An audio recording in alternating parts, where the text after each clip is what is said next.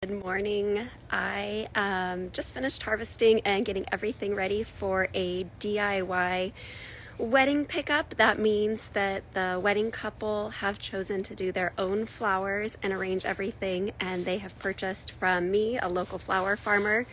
And I just wanted to give you a sneak peek. I feel pretty good about this wedding. It's a beautiful fall colored with blushes and sage and whites. So I'm going to turn the camera around and I just want to show you before the couple get here to pick up their wedding bouquet. I get a lot of questions from people asking what is included in a DIY wedding bouquet. And so I just wanted to show you this here.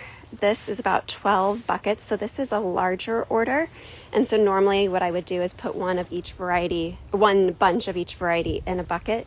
But to make it easier, since this is such a big one, I did them all by buckets. So here is what is going out for a lucky couple today. And I just wanted to take a second and show you. So I hope everyone has a lovely, almost fall weekend. And here's your little PSA to support your local flower farmer. Have a great day.